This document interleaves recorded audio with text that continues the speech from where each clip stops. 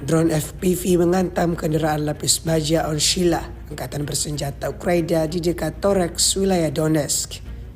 Rekamannya ramai beredar di media sosial Telegram pada Kamis 8 Agustus 2024. Lagi dan lagi angkatan bersenjata Rusia kembali menunjukkan keteguhan drone tempurnya. Tampak dalam rekaman detik-detik penghancuran kendaraan militer Ukraina. Di dekatnya dapat dilihat kendaraan tempur infanteri Barder 1A3 Jerman yang sebelumnya sudah hancur. Setiap harinya militer Rusia konsisten memberikan kerugian besar pada kubu Ukraina.